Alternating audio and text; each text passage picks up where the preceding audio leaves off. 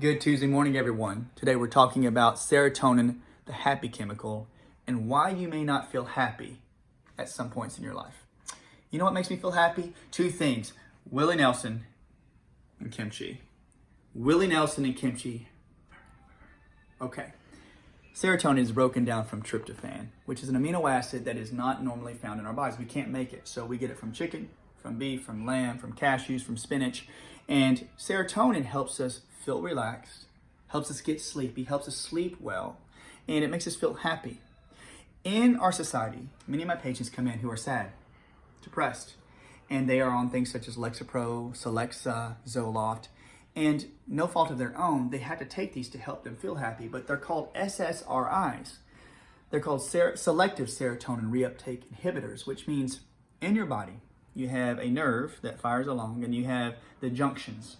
So you have a synaptic cleft. Synapse means connection. And you have serotonin that can hang out in the middle of that little cleft, the little area between. And when you fire a nerve signal and there's enough serotonin in there, you'll actually fire across the serotonin, which perpetuates a signal to create happiness. So pharmaceutical companies say, if you're depressed, we just need to keep serotonin within that synaptic cleft or that junction to keep you happy. So the more serotonin you have, the happier you are. So they keep the serotonin there by keeping it from being reabsorbed. However, in biochemistry, the more you stimulate or the more serotonin you have, you keep stimulating the receptors. And that can actually downregulate the effectiveness of serotonin. So what happens?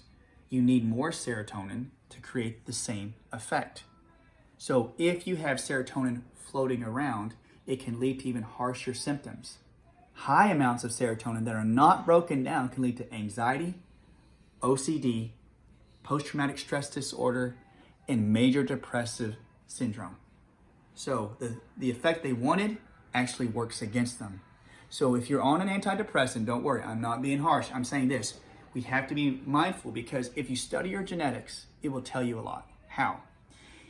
In your genetics, we talked about in the last post, it's called the monoamine oxidase. It's a gene. If you study your gene report and you have a double recessive, homozygous recessive gene of the MAOA, or heterozygous, it only works 30 to 50% of the time. So it means it doesn't break down serotonin very effectively. So it leads to conditions such as aggressiveness, anxiety, bipolar, schizophrenia, and you think, why am I always unhappy? Or why do I feel like I'm really high this day and really low the other day?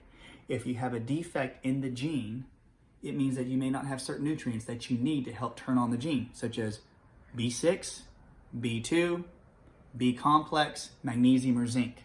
Literally have a healthcare professional do a gene test that looks up for that monoamine oxidase A and see which type of nutrients through a simple saliva nutrient test or a blood test and find out if any of these nutrients that I list on the post are present in your body.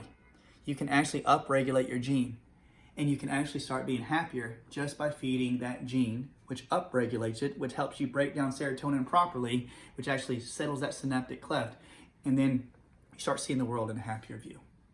Diet, reduce the refined carbs, check out your gene report. I'm telling you guys, people say, is it that simple? Health is not simple, but the steps to find out why you're sad is not that hard. Eventually on my website, guys, I'm gonna have a simple gene test. I'm gonna have that maybe in a couple months, maybe 3. And I will run it through one of my programs that can actually tell you if you have this genetic defect. And the only reason is, I don't want you to be sad.